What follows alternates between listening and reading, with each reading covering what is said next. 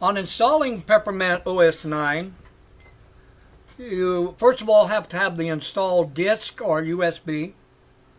By the way, if you don't have the disc, DVD disc of OS 9 Peppermint, I do sell it for a reasonable price. It will cost you $10 depending on shipment, and half of the money goes to Peppermint OS 9 for them to follow their development.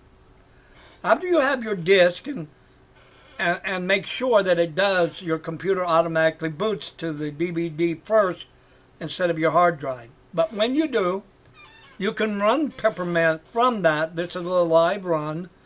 And you can check out Peppermint OS 9 before you do the install.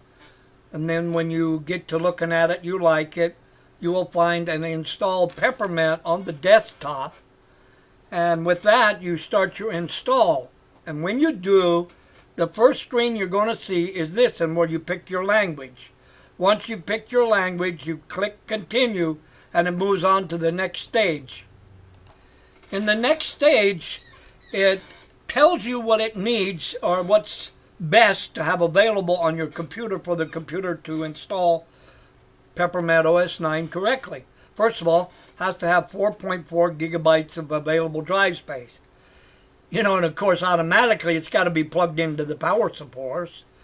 And you have to be connected to the internet for it to download all its files. Here, you can install third-party software if you need it. But once you've made these selections, you click continue and you move on to the next stage. In this stage, you have to choose your internet connection.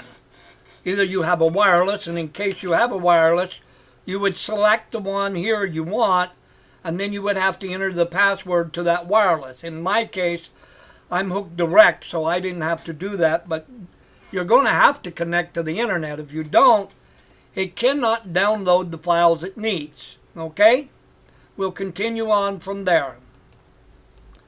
In this stage, you're going to check on the installation type.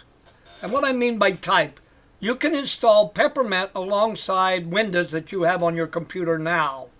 And then when the computer boots up, it will give you a choice when it boots up. And the first choice will be Peppermint, and down towards the bottom will be your operating system of Windows that you have on your computer. I preferred the second choice, erase disk and install Peppermint.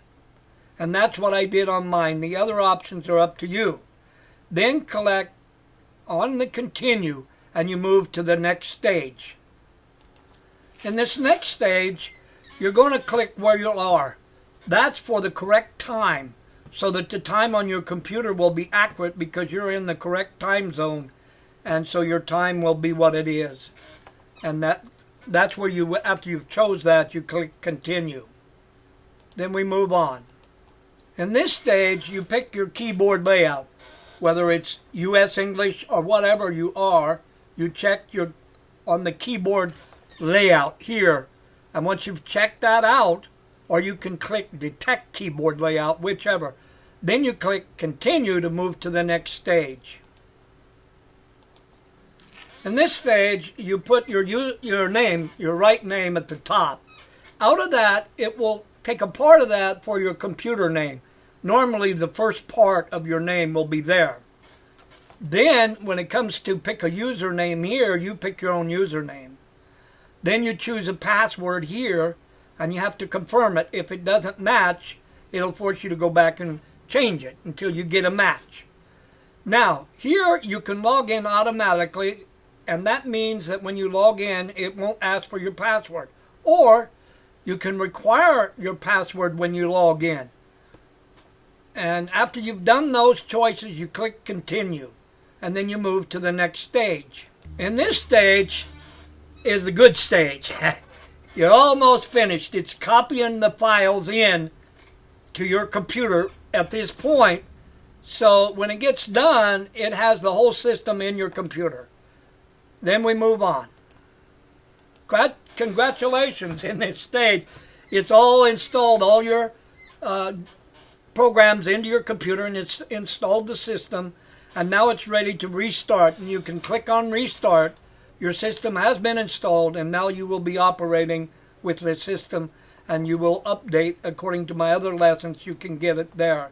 So you are finished at this point. Thank you.